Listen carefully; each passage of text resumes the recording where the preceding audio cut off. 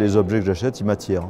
Donc il faut vraiment que je ne puisse pas faire autrement, c'est eux qui m'appellent. En fin de compte, je suis simplement leur instrument, c'est eux qui m'appellent. Donc j'ai acheté cette petite boîte en me disant, elle est quand même étonnante cette petite boîte.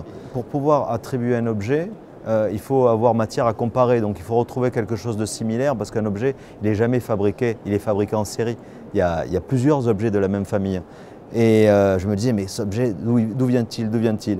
Et puis, à force de le décrypter, de l'étudier, j'ai compris que c'était un objet qui, pour une fois, qui n'était pas fabriqué en série, parce que c'était un assemblage de deux époques différentes. C'est-à-dire qu'il y avait le bol en bois exotique avec son couvercle, sûrement fabriqué en Inde du Nord au XVIe siècle, et une résille d'argent qui a été appliquée un siècle plus tard, parce que l'objet est arrivé en Europe, et il a été mis au goût du jour des Européens à la frontière de l'Europe, c'est-à-dire sûrement la Turquie ou Venise, et ils ont monté cette résille d'argent sur la boîte en bois tourné indienne.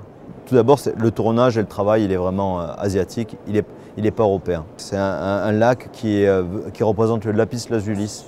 Alors sûrement que c'est un décor de lac qu'on retrouve en Moyen-Orient, en Iran, dans le monde islamique. Et puis après, stylistiquement, l'argent, le travail de l'argent, la résille d'argent, elle est baroque, elle est européenne.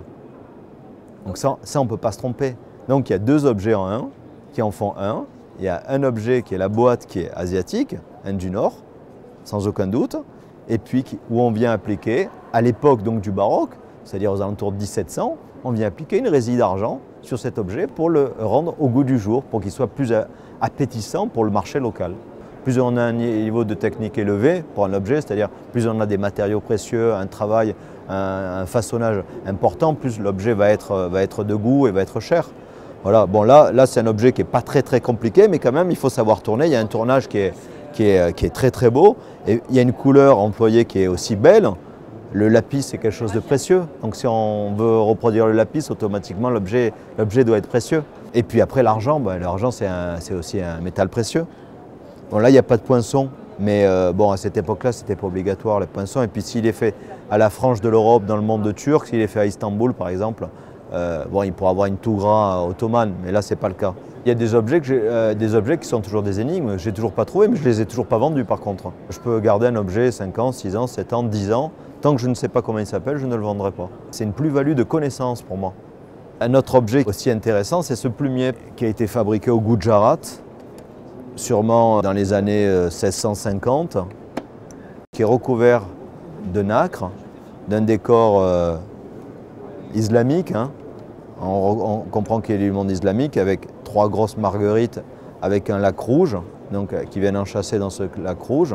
On le retrouve sur les plumiers islamiques, izniques, turcs du XVIe siècle. Il y en a un qui est au musée du Louvre, qui est des années 1520. On comprend tout à fait le décor de forme rectangulaire. On retrouve aussi les tombeaux ottomans ou safavides islamiques qui sont comme ça de forme rectangulaire. Et à l'intérieur, il est laqué rouge, comme les lacs qu'on faisait en Inde. Donc on sait qu'il est gujarati. On sait qu'il a été fait donc, sous l'influence indo-portugaise. Et là, on voit un décor de lettré, parce que c'est un plumier. Et on est à une époque où il y avait une mode pour l'art chinois. On faisait toutes ces chinoiseries. Donc on a fait une chinoiserie à l'intérieur, ce qui indique qu'il a été fait pour un marché européen ou de la frange de l'Europe, c'est-à-dire la Turquie, parce que je pense qu'il a été fait pour l'Empire ottoman. C'est ça qui est incroyable, c'est quand on commence à étudier un objet, on se rend compte que le monde entier est lié. Notre façon d'approcher un objet, de pouvoir l'expertiser, l'identifier et lui redonner une origine, un pédigré, voilà, ses armes de noblesse. Sa famille, quoi, son arbre généalogique, on réécrit l'arbre généalogique des objets.